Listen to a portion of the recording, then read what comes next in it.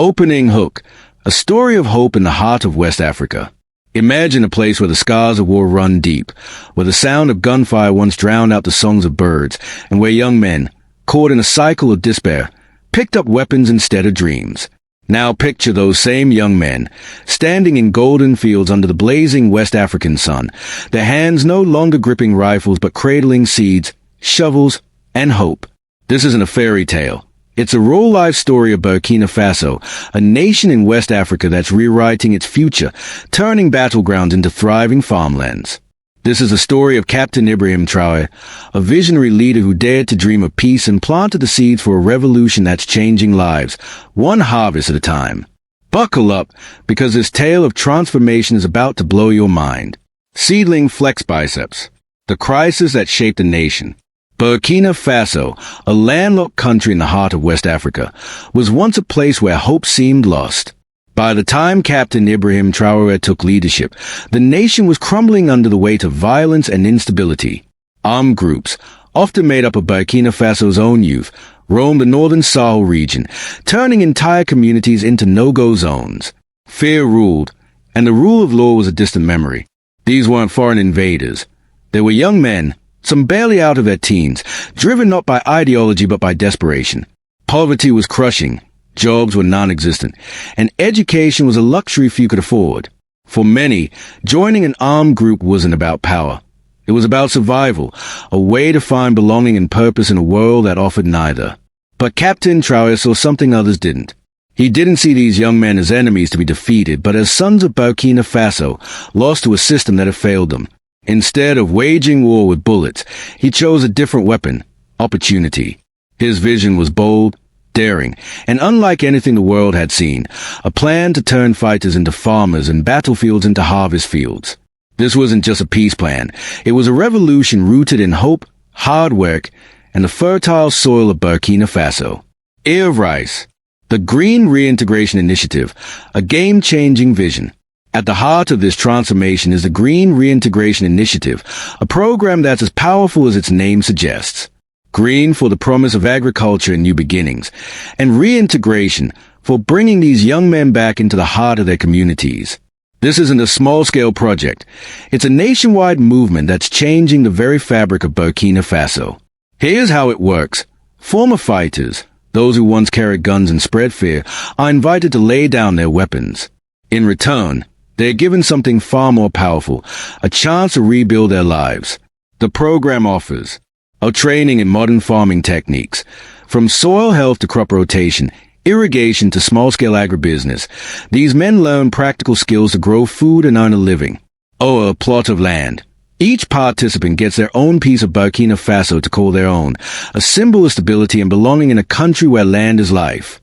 Microloans, small loans to buy seeds, tools, and even livestock, empowering them to become entrepreneurs, not just workers. Over 8,000 former fighters have joined this movement, trading chaos for creation. Picture this. A young man who once patrolled with a rifle now wakes to the crow of a rooster, tending to fields of cassava, rice, and millet. His hands, once clenched around cold steel, now feel the warmth of rich soil. His eyes, once scanning for threats, now watch for the first green shoots of a new crop. This isn't just farming. It's healing, rebuilding, and rediscovering purpose. Seedling. Agro-battalions. Military discipline meets agricultural innovation. Captain Traoré didn't stop at individual farmers. He introduced a groundbreaking concept, agro-battalions. These aren't your average farming groups. They are highly organized, disciplined units of former fighters who approach agriculture with the precision and teamwork of a military mission. Think of it like this. Instead of capturing territory, they are cultivating it. Instead of planning ambushes, they are planning harvests. Each agro-battalion is supported by agronomists, experts who teach them how to boost crop yields and fight pests. Engineers, building irrigation systems powered by solar energy to bring water to arid lands. Logistics, military trucks, once used to transport weapons, now deliver seeds and fertilizers to remote farms. The results? These battalions are producing up to 30% higher crop yields than traditional farms in the same regions. Their harvests feed schools, orphanages, and even the national army, creating a self-sustaining system where former fighters now nourish the very nation they once destabilized. It's a closed loop of growth, reconciliation, and pride. Burkina Faso. From prisons to plows, rehabilitating a nation. Traoré's vision doesn't just stop with former fighters.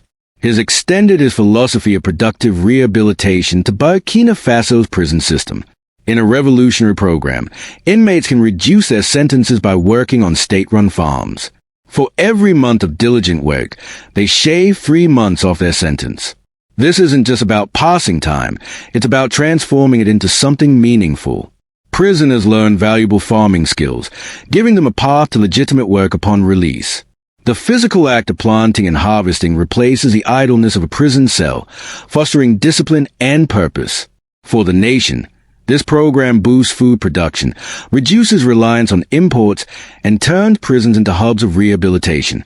It's a win-win that's rooted in Burkina Faso's cultural values of restitution and community.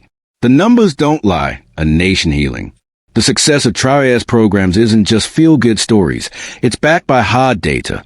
A 38% reduction in violence in regions where the Green Reintegration Initiative and Agro battalions are active. 22% increase in agricultural exports, like cashews, sesame, and yams, boosting the economy. Displaced families are returning home. Markets are bustling, and satellite imagery shows barren lands turning green with crops. This isn't just change you can see, it's change you can feel. Villages once silenced by fear now hum with laughter, commerce, and hope. Children play outside again, farmers work their fields without fear, and communities are rebuilding one harvest at a time. Globe showing Europe-Africa. Bread before bullets, a philosophy for the future.